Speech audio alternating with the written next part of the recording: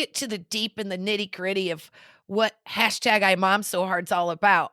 Because we're assuming that some of you that are listening right now have maybe you've seen one of our videos on Facebook or on YouTube, or you've seen us on Instagram, or maybe our comedy special. This sounds like I'm like bragging, but I don't mean to. I'm just figuring all the ways people might see us. I don't know. Angry in the grocery store. Yeah, you might have been scrolling through names and gone, well, this is a real specific fetish. Let me listen to this podcast.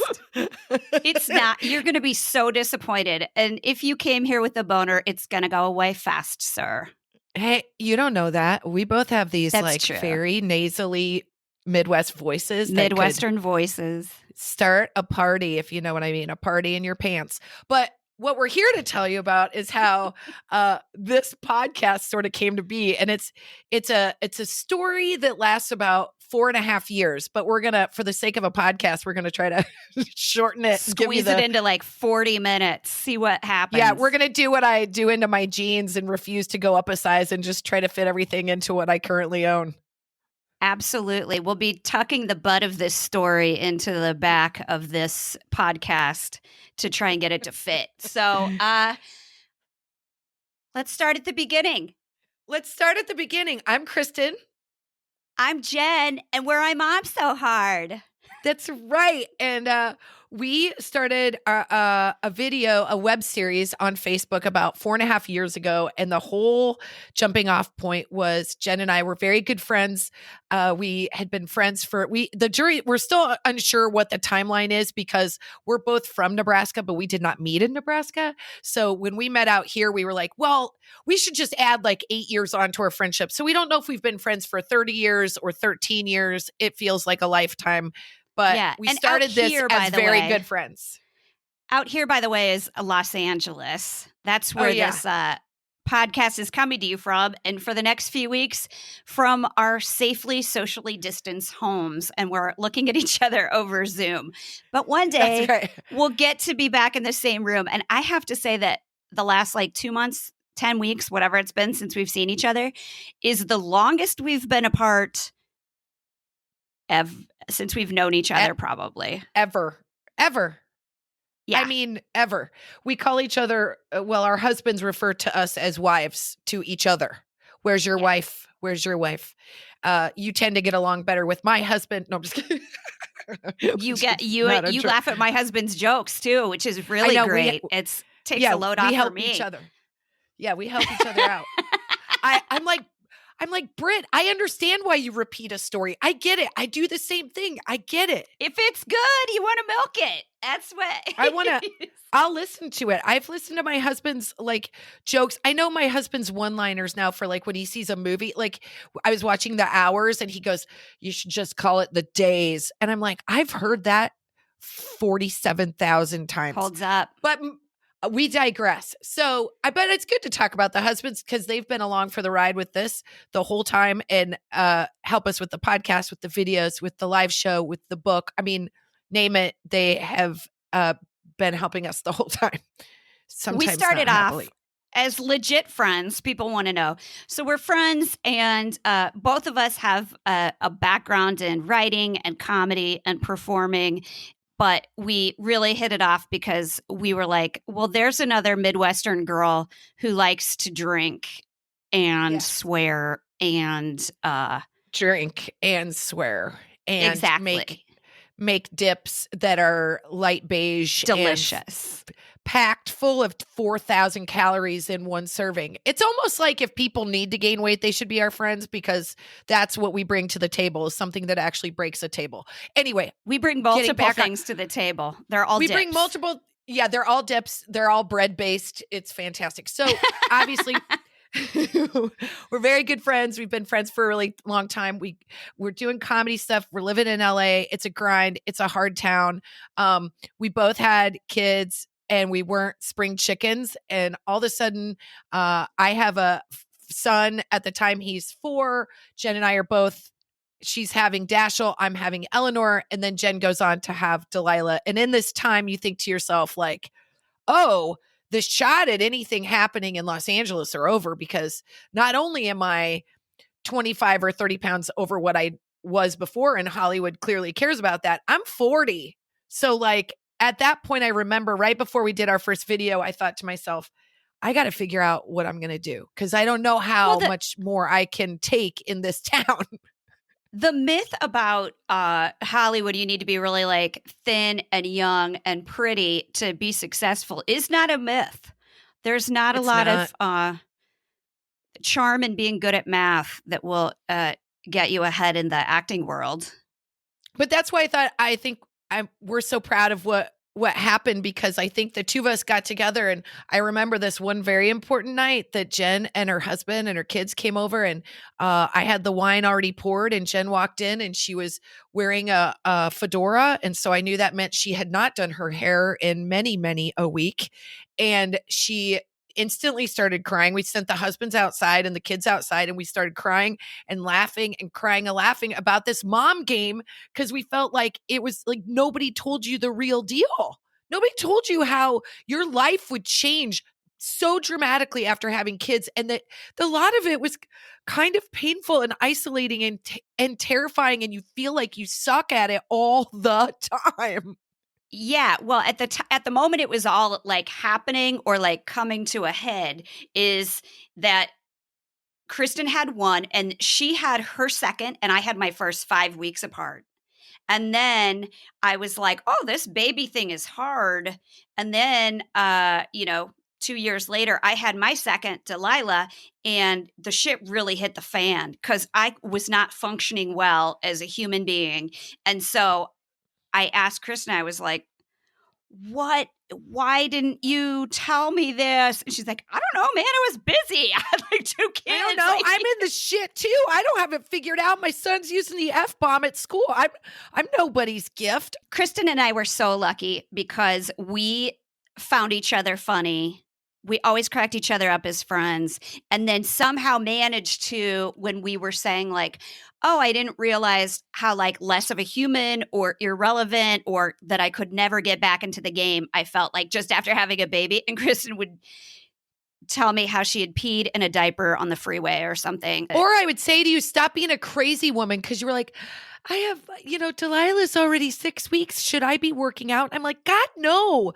Like from the outside perspective in, you just need that person to be like, hey man, we're all doing our best. You know those parts in a movie where like there's 2 girls in a bed and they're like tweens or they're like little, and they pull the sheet over their head and they have flashlights on. I feel like that's what motherhood is like, except it's a scary movie. And you're like looking at each other and you're like, wait, did this happen to you? Yeah. Did this happen to you? Is everything okay? Am I normal? And social media really like sets it up for you bad, because you can really take a good angled photo to make it look like you are really on vacation a lot, have super like perfect, well-behaved, beautiful kids that wear matching clothes. Everything that we would see on social media was like, oh, you should just try harder. Or it was like way too aspirational or super depressing. Or super scary. Like if you use this wet wipe, your kid's butt's going to fall off. And I'm like, God, I don't read enough. So then you're terrified all the time. It's just like, so Jen said it that night. I remember it so clearly. I can tell you what she was wearing besides the hat. She said, well, maybe if we like show a video or something of what the terrible job we're doing, then maybe moms will feel better about the job they're doing. And I thought that felt so good. So we thought, you know what? We're going to shoot this video. We don't know what that means. We don't know what that looks like. We both knew that we love doing comedy together. We were like, let's give this a shot. So we both agreed we should be Kelly and Regis. I would be Regis because I'm the more masculine one. She's got the voice for it. I've got the voice for it. Regis. I've got the height for Kelly. That's all. Yeah, you and the blonde and pretty. And so we figured out quickly what our roles were, and we went to Jen's house, and we were the best fake versions of ourselves you've ever seen. Jen was wearing this very weird, like a shirt you wear underneath a blazer, and her boobs were exploding because she was nursing. And I had a giant cystic acne on my cheek, but I was like, don't let anybody see how it really is. Don't show the truth. Be perky, be happy, be laughing. Motherhood's great. It's just like a beach picture where everybody jumps at the same time and dresses are flowing in the air. So we started shooting, and to be that peppy. I remember feeling like, I don't think I've ever burned more calories. And this explains why Kelly is so thin. It was we were so hot, and I don't even know if we had hired a babysitter, if we were just like, let's see how it goes with the kids watching Jumanji in the other room and order a pizza. And we'll see what the baby does with that. But it was so hot. It was like 1,000,000 degrees that like Craigslist light we bought was baking our skin off. It was great though. Yeah. Blew out a lot of flaws. I have like rosacea that like goes from my like the corner of my eye down to my chin, but we didn't care. We shot it and I was so proud of us for shooting it. And then we were like, what is this thing? And we didn't really know, but we did know one thing happened that was really important. And this is a good lesson. Your fails are the shiny object. So we were in the middle of shooting our very peppy intro to our very first video. And I was sweating through my cardigan and I said my name and I introduced my kids because we thought that's what we were going to talk about was our kids. And we realized don't talk about your kids because nobody wants to talk about that. And then I introduced myself and my kids' names, Finn and Eleanor.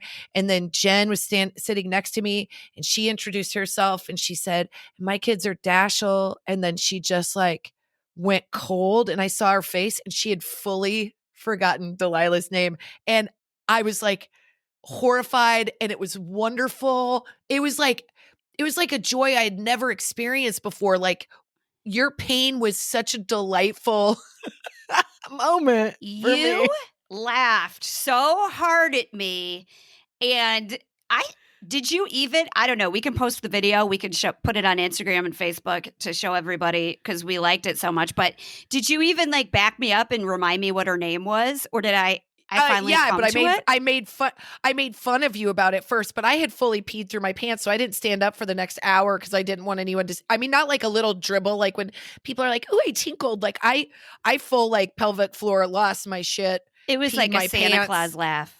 Yeah, it was delightful. And I have to say, though, in my defense, okay, Delilah was 4 months old when we tried to do this, and I shouldn't have been trying to do anything at that point. I was not even street legal, like to drive. I was so out of it. But I knew I would forget her name because it wasn't my first choice. There was a big issue about name choice. It was a strong second, but it wasn't my first choice. So like passive aggressively, I had blocked it out. But she was 4 months. She wasn't going to come if I called her name anyways. There was no point in. I remembered it on documentation, even though I still forget everybody's birthday when I have to like fill out paperwork or whatever. Always. But I we always go with laughed at it. Yep, we laughed at it. And so we didn't know what this thing was. So we'll bullet forward so we can get you guys up to speed. But we did this video and Jen forgot Delilah's name and we posted that to Facebook, just to our personal Facebooks, because we were like, we don't know what this thing is, but we want to show you this one part. And might I just brag about vlog? But yeah, Jen called it a vlog. I'm like, which sounds like a sneeze. Yeah. You guys, we started a vlog. It's going to be right next to the fish at the microfiche at the library. Sounds like a German dance move. We're vlogging. I'm going to send you a pamphlet in the mail. So I have to brag about Jen because we had all this footage and I was like, I think we need to edit it. And she goes, well, I'll just learn how to edit. And I'm like, what do you mean?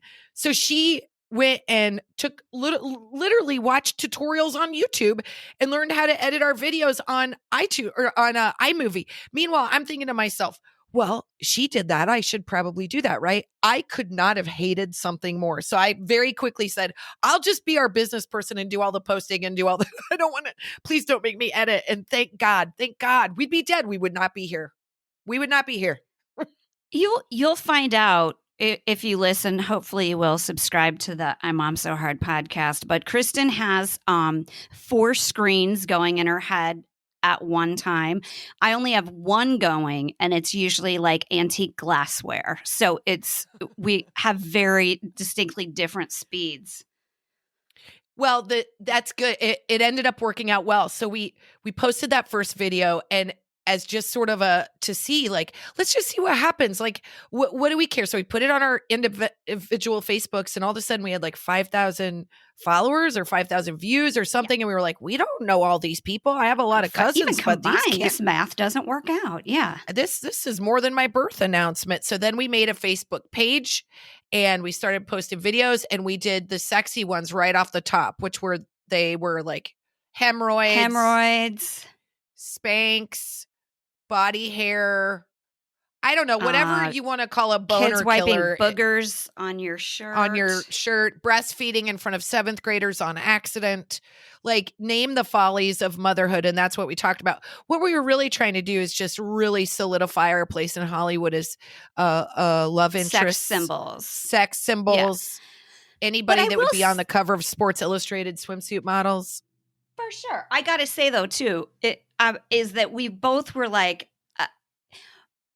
we weren't really into comedy that was like jokes about how to tie a Bjorn on. We were like, I am trying to be a human being besides the fact that I have 2 small human beings, like the worst roommates ever, sucking the life out of me, literally sucking nourishment out of my body at the time. Like, that's not what's funny. Like, I would like a few seconds to talk about myself, because the rest of the day was committed to them. Well, and that's what we figured out so fast. We figured out, you know what, when we get together, like, first of all, we wanted to treat the camera like a third friend, because we were saying, you know what, you never have to tell us you love your kids, because we already know. But let's talk about anything the fuck else, because they take over our entire lives and our bodies and our fashion and our cars. And then all of a sudden we're part of this just a mom group. I'm like, what happened? Yeah, no, we feel we are much too cool for that. But we both felt like, man, it'd really be great to have something like fun to listen to or to see when you're up all night breastfeeding, when you're up all night then waiting for them to come home because they're past curfew, like something that is like makes you feel like, hey, life goes on. And I will tell you, long story short, the web series really took off. All of a sudden we had like hundreds of thousands of followers to millions. And it was like grandmothers saying, where were you guys 40 years ago? And it was fantastic. We then very quickly referred to all of the people that followed us and all the people that commented as the moms. Does that mean you have to be a mom? Absolutely not. We love our single ladies. We love our dudes, as long as you stay in your lane. We love everybody that's followed us. The comments were the thing that literally lit our fire in the beginning, because without that, I don't know that we would have the endurance to do it. I mean, it was like, it was so wonderful. It was so like, you felt like, I can't do anything wrong if I have the support of all of these women. It felt like you're at the greatest party you've ever been to, and not a lame party where you sit around and hold hands and do kumbaya. This is like women that are out for a good time, have a strong sense of humor, know how to make you feel better because they tell you their terrible stories. Like the mom that told us her kid fell out of the car and she didn't know it. We're not precious about everything. And it was so nice to be like, these women can joke about the most important thing in their life. And that's like so nice to see. And they need it. They need somebody that like gets like, it's a big gall darn deal to get to a meeting at 9 a.m. if you have 2 kids. If you get there on time, if you have showered, if you have washed your hair, if your kid has made it to school with the lunch, like, the lunch, well done, a lunch, any lunch, literally a snack bar. We did a video called I Swimsuit So Hard, and it started by me sincerely calling my very dear friend Jen and crying and saying, I just tried on swimsuits and I hate myself and I hate the swimsuits and I hate dressing room lights and I'm miserable and I'm awful and I don't deserve to be in a swimsuit. And my very dear friend, first of all, tried to make me feel better, but then very quickly was like, I think this is a video. And I was like, I think it's not. I'm in the TJ Maxx parking lot bawling, so I don't want to do that. And then she said, we have to do a swimsuit video. And then we went to TJ Maxx. You light flabby. You're never standing straight in one of those suits. So unless you're a swimsuit designer that's like, hey, what is this going to look like at a 90-degree angle? You don't make swimsuits. It's not fair. When we bought these suits, people always ask, where did you find them? I was like, TJ Maxx in 7 minutes. What do you think? We don't have all day. We got to go get the kids from the sitter. We found those suits so fast. And yeah, I we didn't remember, have to work hard. oh my God, I am very hard on myself. I don't like my body most of the time. I work really hard to like myself, even though I know I'm imperfect. It's a journey. So when we talked about doing a video wearing suits, I was like, oh yeah, this is my own personal hell. This is literally terrifying. This is the thing that I'm most scared of. So we shot the video and I saw the footage, and I literally at 2 a.m. texted Jen and said, I don't want to do the swimsuits video. So then I texted her again the next day and I said, I don't want to do it. And she said, let me just show you this edit. She said, no, I hate it. Burn it, destroy it. I don't want to do it. And I said, I'm your good friend. Okay. Let me re-edit it. So my good friend Jen edits this thing 6 or 7 times. And we're getting ready to go to Seattle to do one of our first tour shows or our test shows to see if the tour will go. And that's an important thing. And so I tell Jen, I say, dear friend Jen, I would like to think about the video posting and we can talk about it at the airport. And Jen's transmission of that was, go ahead, good friend Jen, and post it while you're sitting at the airport. So I got to the airport and I was like, I just need another day. Okay. She's like, oh, well, I already posted it. So then I thought, you know what? I'm just going to be okay with it. I liked the edit. I was just scared. And I thought to myself on the plane as we got on, how many people can actually see it? I mean, how many people would actually see it? And when we got off of the plane, 2.5 hours later, 14 million people had seen it. 14 million people saw my worst moment. But I don't think it was being 14 really great. million in 2 hours. It felt like 14 million, but it was definitely absolutely 5 million. For sure. It was wrong. It was 127 billion people saw it. But I do remember I turned on my phone and like this chill went down my spine and I like looked back at Kristin, or looked to the side because I'm sure we're in that last row. Yeah. Notification. And it was, everybody had already seen it, but we were like, okay, yeah, everybody does feel like we do. We just have to like tell the truth about it. We just got to be honest. We went on like a US tour, little bit of Canada. We went on a US tour with our children and our husbands in a tour bus. And as sexy as that sounds, when you say it out loud, it is not sexy as it's happening. And in fact, what we like to say is that whoever got the tour bus after us just left with like nothing but pink eye and hand, foot, mouth disease. It was, we went in there with a lot of big ideas about how memorable it would be. And the kids actually, they did great. It. They loved it. They want to go back and do it. Both Kristin and I and our husbands are in counseling because it was tight quarters with a bathroom you can't poop in until you get stopped. Yeah, at little Carl's bit of trivia Jr. for you guys. Little bit of trivia. If you ever go on a tour bus, you are not allowed to poop on the bus. You're not even really supposed to pee because it's just that tank. Anyway, gross. If you're somebody that has like an RV, for an emergency. you get it. And everything was happening like at one time. Oh, we should probably, like a few weeks before we actually went on the tour, 2 significant things happened that were slightly distracting. One is my dad started dying. Like the day. Don't make a joke.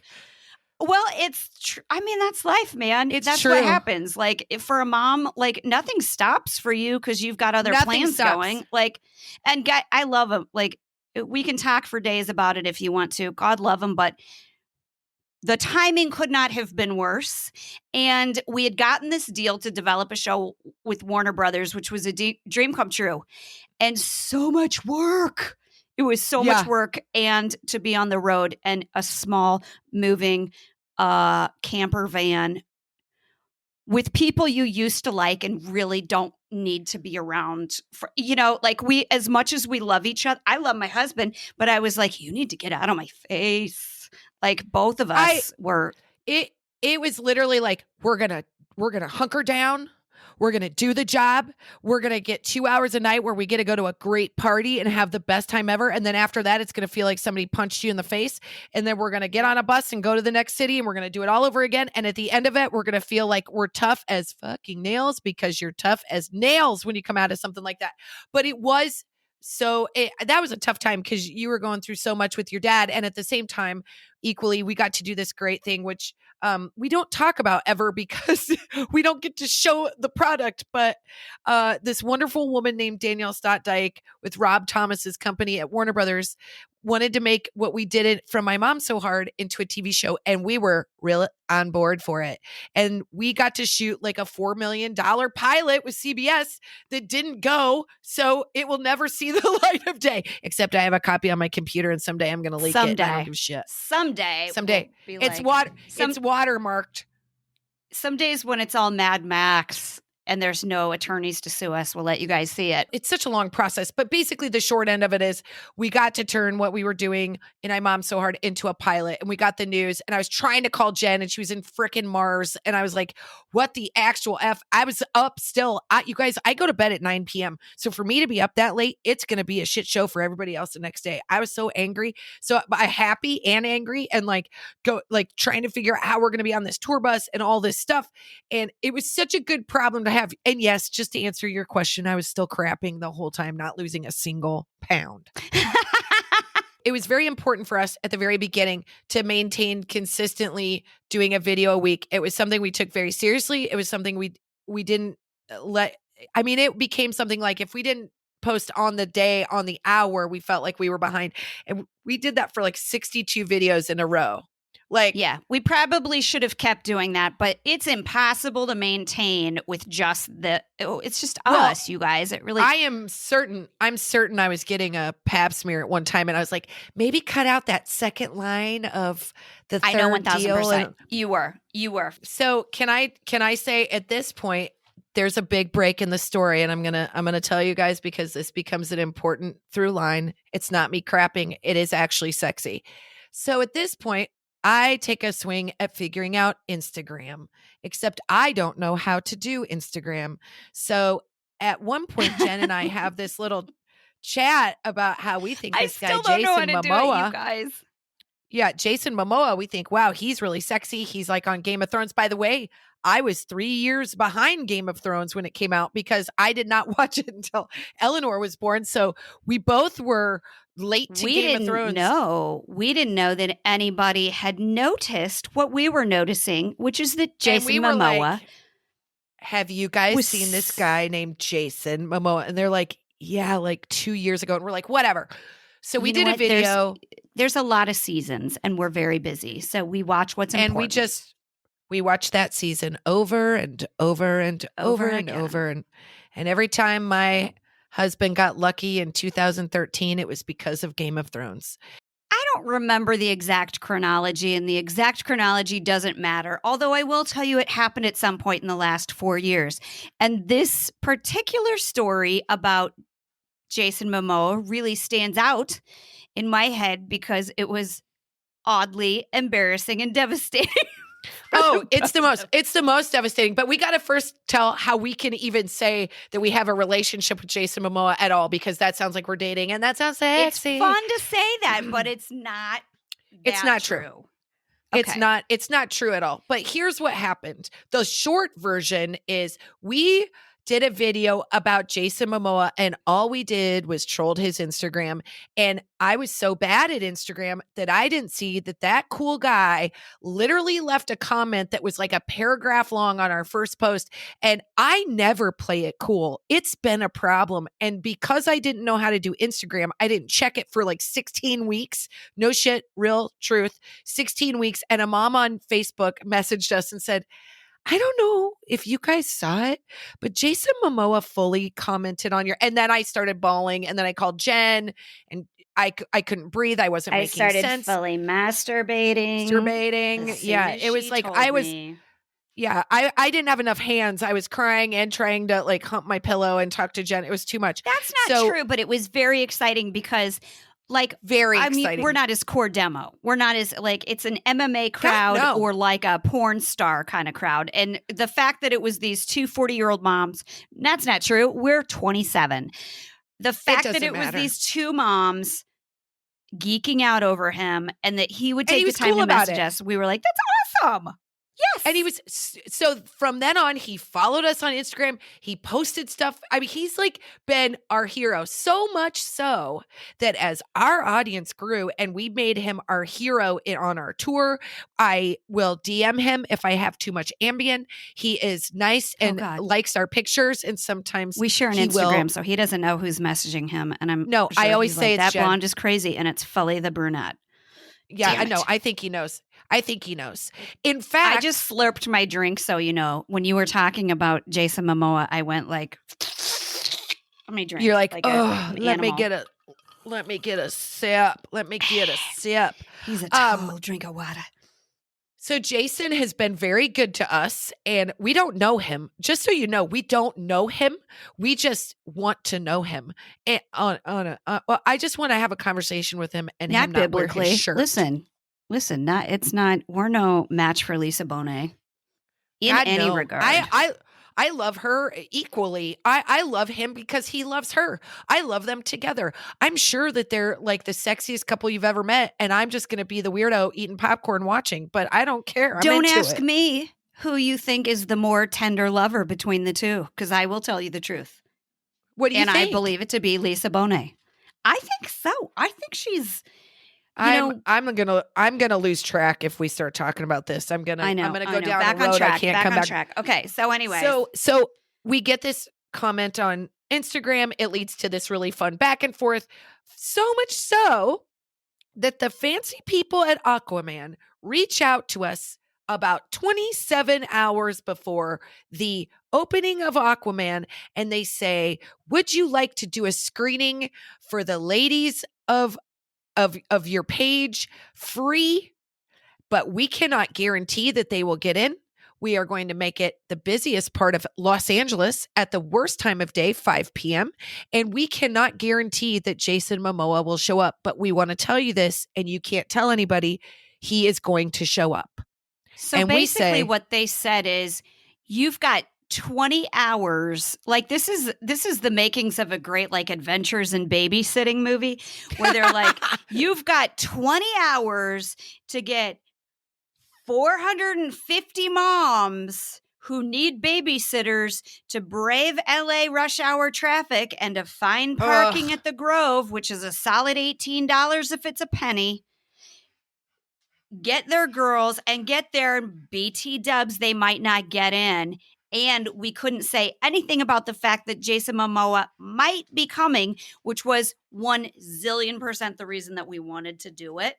Yes. So we say, of course, we take all of those factors into consideration, but we've already said yes and are like humping our chair at this point because we're like, oh my God, he's going to show up. Because his plan was he was going to go to the Conan O'Brien show, and on his way, he was going to pop by and say hello. And there were 20 people in the audience, and 2 of them were old men on scooters. And I thought to myself, oh God, what's happening? And then I heard no one showed. And those 2 men are because your husband is running out into the mall traffic trying to convince people to come in. We had 80. We got to back this up a little bit because we posted, moms had to RSVP for their tickets. We flew Jenny out because she's such a huge fan. Like, we flew people in from Nebraska to get the chance. And I even said to her, I was like, I can't guarantee, but they're trying to get him there. So it's worth it to come out. Just see, and I said, a lifelong friend. I said, I can guarantee I'm friends with Jason Momoa. He's going to show up. No, I didn't. But that's what I basically, I think I did say that to many people. I was like, just show up. So we packed like half the house, which was like, I happen to feel like saying, hey, You may or may not get in. Can you find a babysitter? Come hang out and see this movie that you are going to have to take your kids to in the future anyways. They don't know that Jason Momoa is going to be there. They just know that we're going to be there.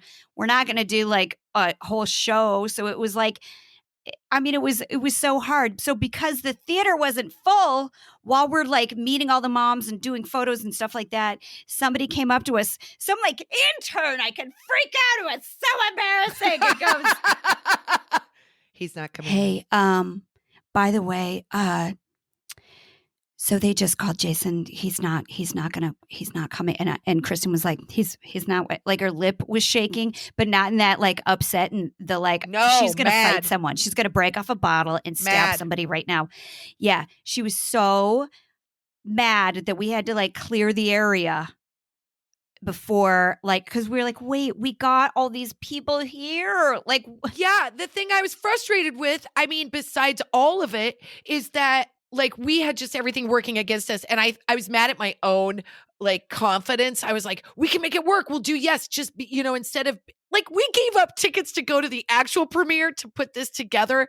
And the thing is half of the women there did not know that Jason was even going to be there. They were there for us, which was so awesome. So you can't have a fit because the other part isn't, they don't know. So I was so disappointed for them because we were going to have this thing, this big event, and he was going to come out and then. And this is why I love Kristin. Comes up with her snot. Kristin says to the publicist, how many more people do you need? Because they wanted it to be a full theater before they would bring him in. So if there's like photos and stuff like that, whatever. She's like, how many more people do you need? And they were like, we need it full. So her husband, God love him, goes out into the middle of the grove and just starts grabbing every Tom, Dick, and Harry he can find. And he's like, that's literally who came in, Tom, Dick, and Harry. And there were two guys in Rascals, and Kristin's like, who are you? Like, you had women in heels, and then you had these two guys in like Fila jumpsuits. They were like 88 years old. Yeah. And they were like, I can't hear it. I'm like, well, this isn't for you, buddy. So this is the worst free popcorn I've ever had. Yeah.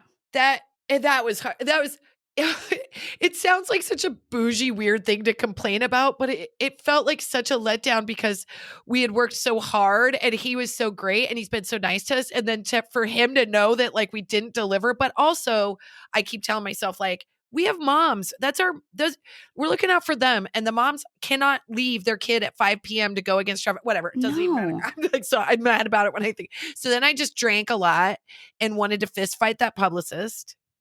Cause what's the there have been multiple times that I don't want to make it sound like it's all been really cool for us because there's another time we almost fist fought a publicist. And I would like to say, it was probably because I had one too many free drinks. Oh, no. Before the Bad Moms 2 premiere. And like every cool experience that we might have, we do have some ability or gift for making it kind of go south. Because so we're on the red carpet. We get invited to do this Bad Moms 2 premiere. And then Kristin inadvertently sniffs Justin Hartley, definitely purposefully. He smelled delightful. And his publicist goes bananas. And I don't know why, but every time somebody makes me really mad, I picture them being in like a neck brace or like, I don't know. I saw her in her full charge. I've never seen a woman of her stature run that fast at me. I was like, oh my God, I think she's going to throw a shoulder. She was like 4'5" of just pure anger coming at us. And then again, some like 25-year-old intern, because they can't even send the top brass to kick us out. They got to get somebody who's like doing it for college credit to come over and be like, yeah, you chicks are out of here. And I'm like, who are you? I know. All I remember. This is how cool we are. I had never been to a red carpet before, so of course I'm like so excited. And then we get all gussied up, and I'm wearing this jumpsuit that I hate, and I'm wearing heels that feel terrible. And I realize like this is literally like this part of this is different for me now. Like I want to be comfortable. I want to feel good. Anyway, we go to the red carpet, and the whole thing with the red carpet is you have these photographers that take pictures of you, and the way they do it is the publicist tells the photographers who you are before you go on the carpet, and they take your picture. So the publicist gives our name and goes, "Hi, this is hashtag IMOMSOHARD." And all the photographers put their cameras down. Literally. They were like, and no, thank you. Jen was wearing a dress made of reflectors. Like we couldn't have looked like bigger assholes. We literally the lights were like reflecting off her dress. And the photographers went to check to see if like the other pictures they were taking of people were working. So we didn't go down. We didn't do that one time. This was a U-shaped stage. So we had to go through 5 other areas of photographers, and none of them took our picture until the very end. This woman who was like 120 years old, and she was like really surly and lovely. She's like, "I can tell you ladies have never done this before. Here's a couple things. You got to put your foot out. You got to turn sideways, whatever." And I was like, oh, does that mean you're going to take our picture? And she goes, nope. Nope, she wasn't. So they had an open bar, thank God. We get to the party, and there are interviews going on. And yes, I smelled Justin Hartley because it was hilarious, and it made my friend Jen laugh, but it did not make the publicist laugh. And so they kicked me to the side, and this little intern who looked like she was 3'7", by the way, because I was wearing these monster heels, was like, "You just need to stand over here. You have been kicked off the red carpet." I had taken my heels off at that point, BT dubs, because I was like, I didn't get to eat today to fit into this reflective dress. So that half of a signature cocktail really did me in. The shoes are coming off. I had your other half. And the attitude's coming out. Yeah, Jen's like, "What are you talking about?" And the party was sponsored by Amazon or by Alexa or something. And we were like, "We don't even want to go to your dumb movie, but I'm taking 16 of these Alexas home for presents." We were just shoving them into our bag. But here's the funny, so the big, like, huge company that does all like the Bad Moms franchises, this company called STX. Here's where we spill. Here's where we dish. Like, the people that we met there were lovely, although they're probably 1,000% responsible for getting us kicked off, at least for not having us stay. So much so, there was this woman in head to toe, amazing Gucci. Like, I didn't even know, like, she looked out of a catalog. She looked like she was out of a magazine. Like, they don't even make that woman. I was going to say catalog, Jen. Like, is that? Yeah, I get the Gucci catalog, of course. I get the Sears catalog. Gucci's going to slap you. I also get that Harbor Tools catalog too, because I don't know why, but it comes to my house. Thank you. But so Kristin goes up to this woman and like in her beautiful way and is like, "I know what you're wearing is very like fancy and designer, but I just want you to know you look incredible. You are a vision, not in a weird way, just in a complimentary, like, I'm sure you already know it. I don't want to tell you something you don't know. But get it, girl." And this intern comes up out of nowhere. The tween comes up on me. She was like the gopher on Caddyshack. Like, her head would just like pop up out of nowhere and be like, like back and forth looking at us like, who are you talking to now? She yanks Kristin away with her body because she's so scared that Chris is going to I know. I'm on red carpet jail. They haven't like physically removed me, but I knew that like I was probably probation. I was on the quick route out. So then I was like, well, I don't even want to go to your movie. I was so mad. That's our first red carpet experience. Yeah. So we're oddly, we haven't really had another one, but we did. We were like, let's slam all these free drinks. Let's like shove these into our purses like all the Alexas. And then we'll go to In-N-Out Burger. We got asked to write the book by a couple of publishers. The one that we picked was actually this feminist literature publisher. It's Harper One, which they were like, we got offers from all the big dogs to write this book, but we picked the one that was like gonna let us stick to our voice more than anything else. And she also brought us a wine bottle with our faces on it, and nobody had ever done that. And we were like, I do too. Right back behind here. Me. I'm like, saving if forever. You bring me, that's all I kept looking at. I was like, man, her marketing plan is great, but literally all she did was print it out on her printer and then put Computer it on the and label. But I thought, that's good you enough. know what? Yeah. That's good enough. You whistled and danced me all the way to the finish line on that one. And she had a baby. She just had a baby. She's awesome. It's Hillary. She's fantastic. Hi. So we got to do the book. We got to write the book. But before you write a book, who knew? You do these fancy meetings where everybody comes in and wants to talk about everything book. Your concept and what you envision the book to be. You're 9 hours in and you've been on a plane the night before. You've had 4 hours of sleep and you've been eating food and drinking pop all day. And then the fancy meetings. Pop is a very Midwestern description of what's happening to her bowels right now. So then everybody knows you have too much of the carbonated stuff. Oh man. And all the food, like, the thing is also the Midwestern in me is like, oh, they bought us sushi. We got to eat all of it. So we ate 40 pounds of sushi through the day. So who knows? Anyway, cut to our very nice person who put the meeting together wanted to take us to a celebratory dinner at a very fancy restaurant in New York, which made me very nervous.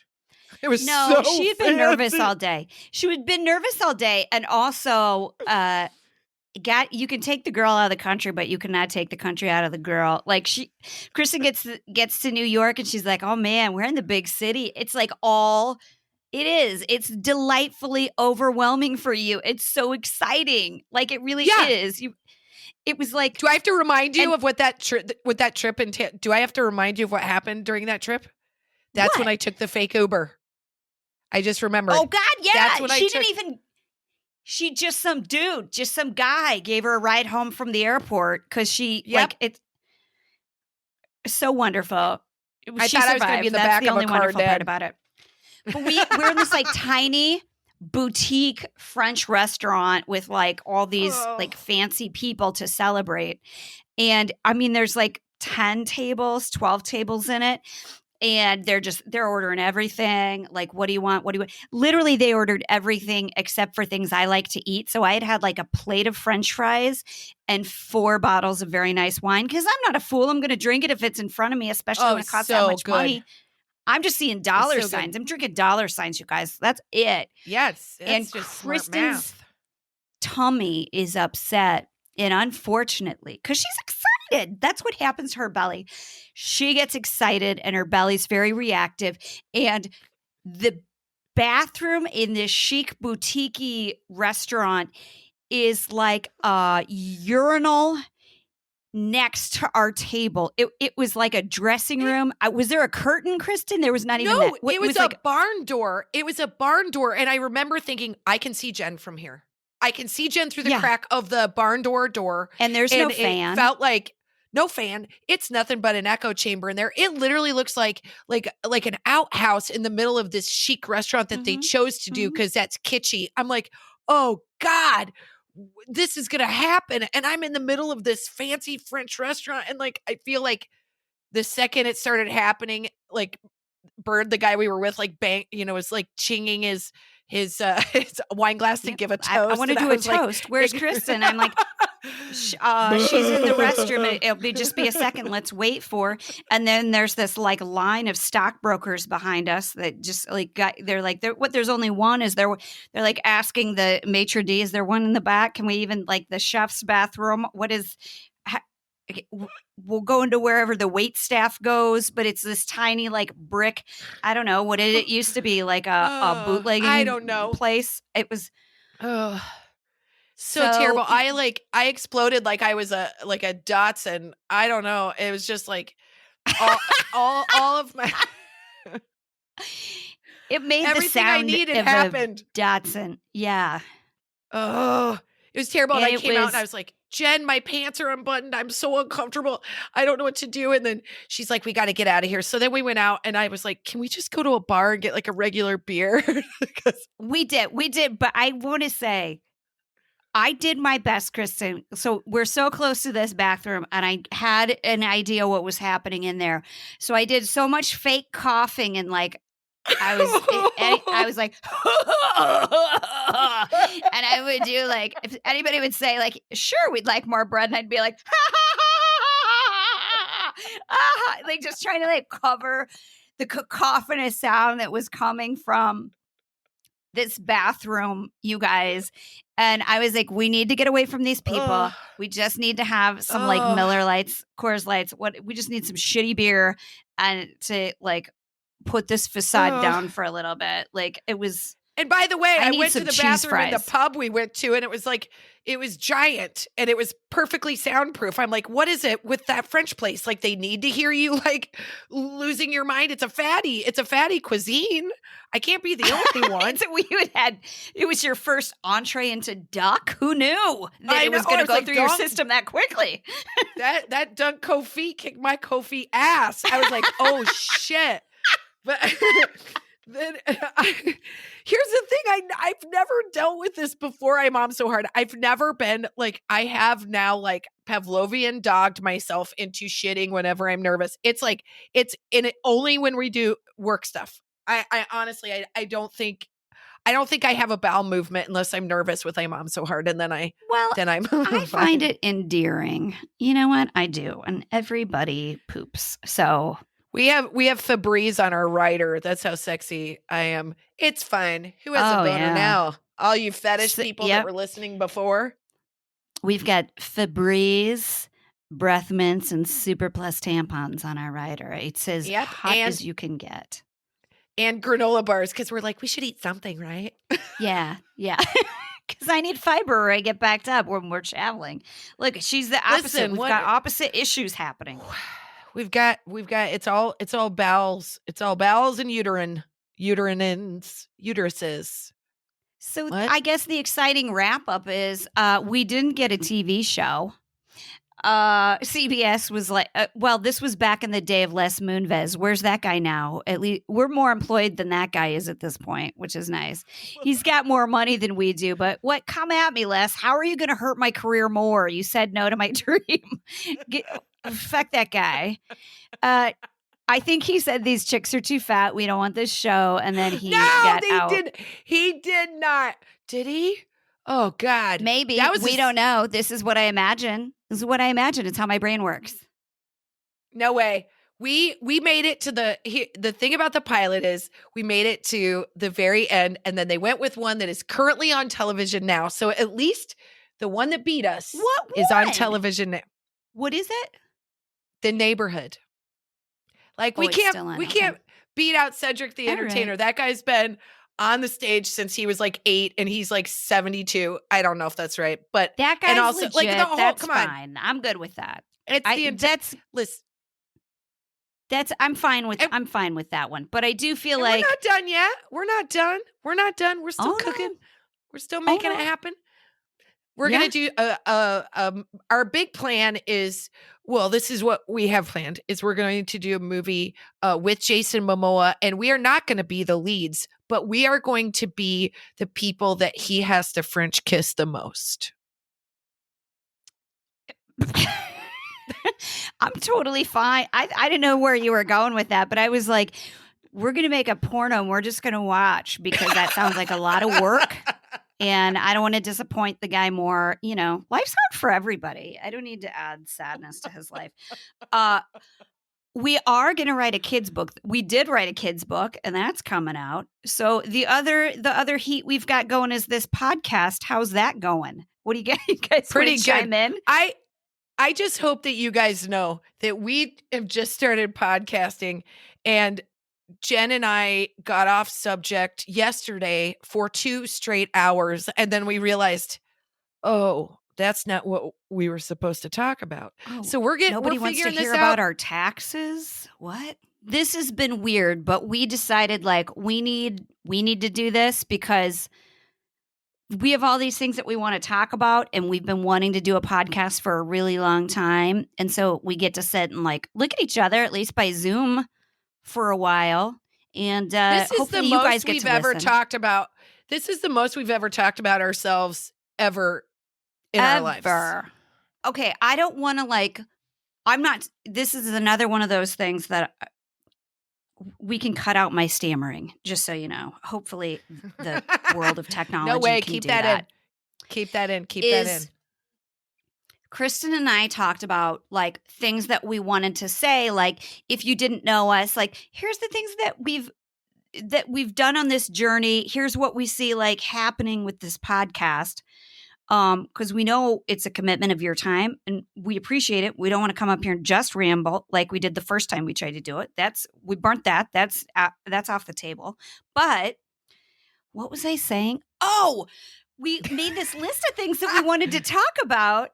And Kristen read me her list and I go, yeah, I forgot we did a comedy special for Amazon. I forgot that we did because of homeschooling. And my remote learning, my Jen. kids are remote learning. We don't want to get a bunch of emails. I'm not doing a bit of it. All I do is turn on a Zoom. And then harass my son about doing math. Like, did you do your exit ticket? Please. Zern, did you get on Zern?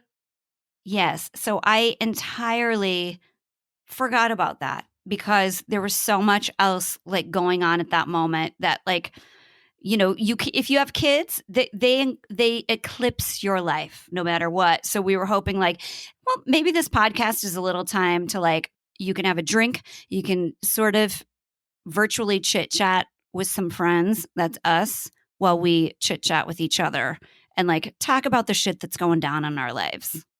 Yeah. And just so you know, we like to talk about the shit that makes no difference whatsoever. The stuff that is, it lifts your mood. We're never going to get serious. We're never going to get political. We just want to have a good time. This is like the party that you should feel like you can let out the button of your pants, kick off your shoes, sit with us on the sofa. Was the thing about Finn's teeth, because I seem to recall driving somewhere in the car and you just like looking at your phone and putting your head in your hands because, and then you showed me a picture that Finn had lost his tooth.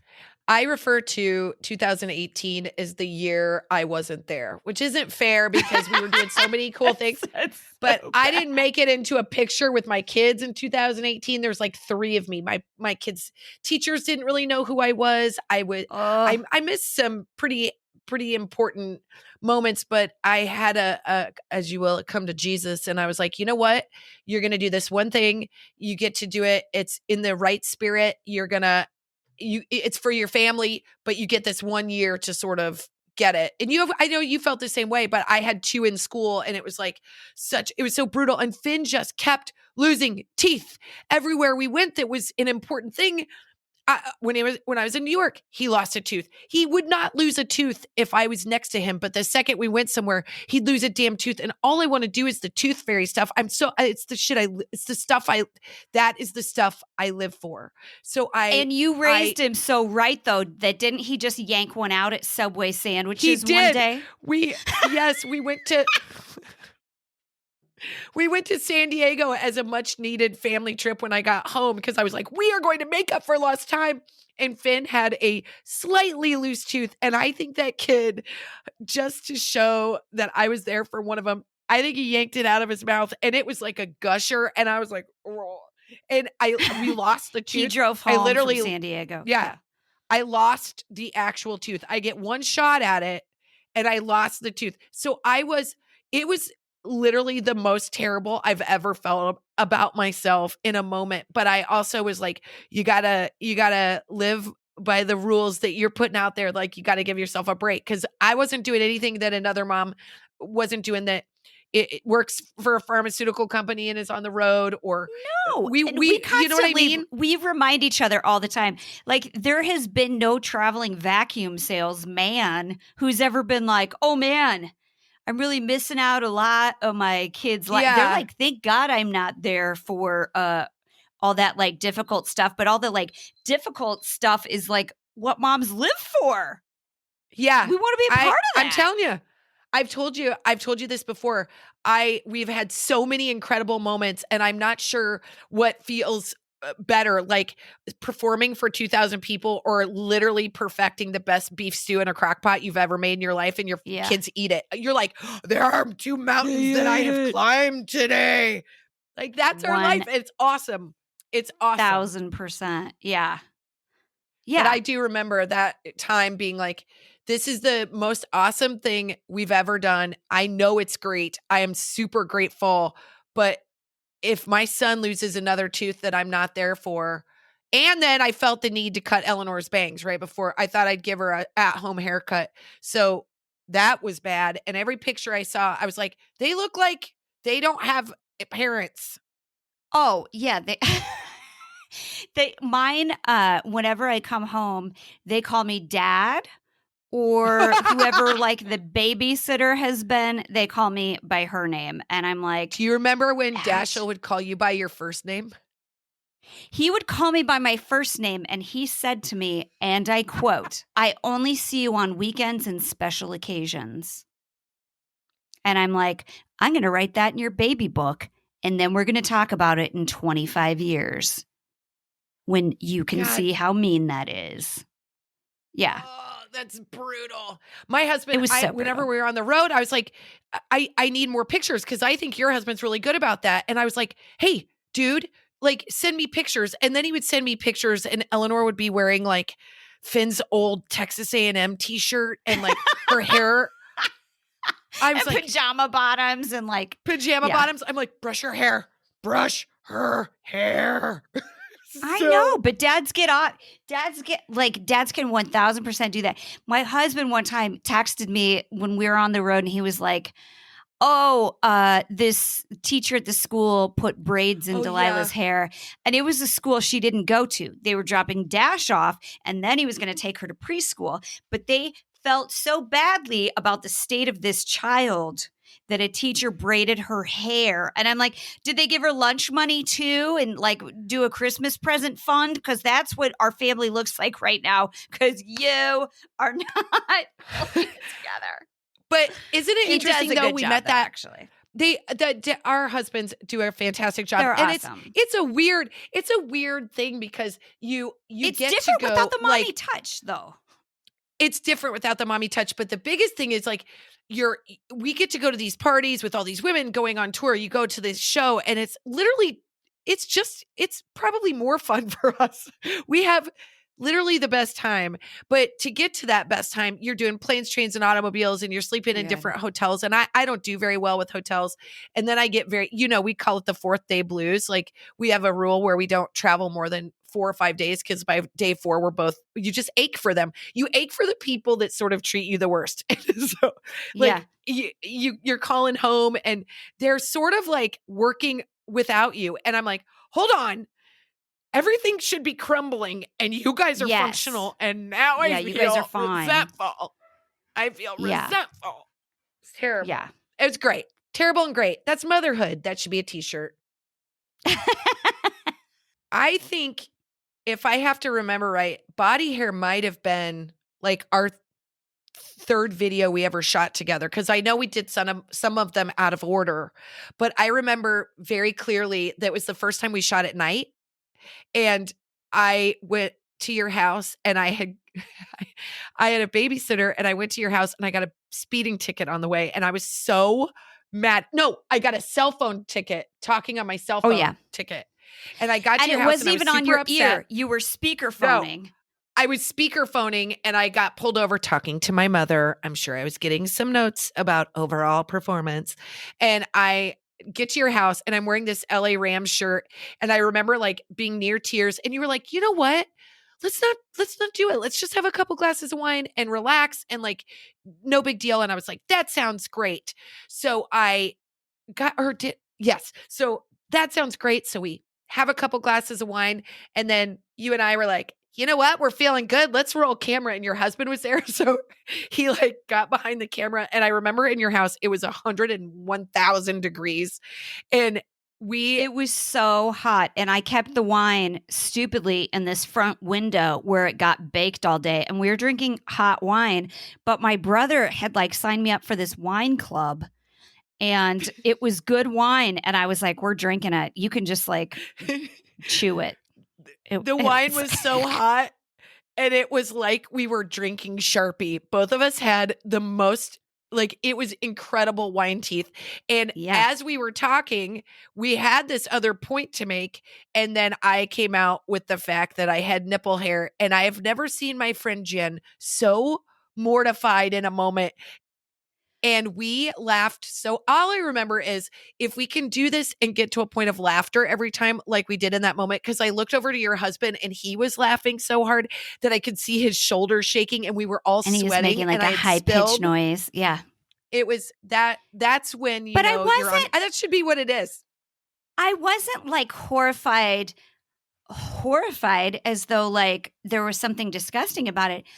I was very concerned that you would regret saying this in a recording and that I would probably post it even if you said no, because that's what kind of friend I am. So I was like, whoa, I got to take this drink away and make sure she's making solid choices.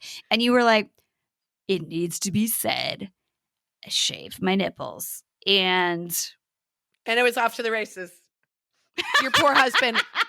Your poor husband. I think he was in shock and like I was talking about my hairy lip and all my by the way, you guys see a 3-minute video. We shot for like 14 hours. So like your husband, I felt like very empowered in a moment. I was powered by very expensive fancy wine that gave me wine teeth. That was the most inebriated we've ever been on a shoot. I can say safely. Besides, well, that's another thing. That's the most hammered I've ever been on a shoot. Well, it's a little, I don't know if it's disheartening or just funny or interesting, but people always think that we're drunk when we do the videos. And we're like, no, this is just how we talk all the time. This is like what we talk about. Man, there's a couple that I'm like lit like a tree. There have been a couple. Well, they've been Christmas ones. Champagne right to my head. Are always my favorite. Yeah, I love to give Kristin champagne because all of a sudden she's like, take my keys. It's wonderful. I know. I'm like always leaving. I should just leave my car at your house because if I have like a half a glass of wine, I'm like, the responsible thing to do is Uber. But then I never have my car. I'm Kristin. And I'm Jen. And we're I Mom So Hard.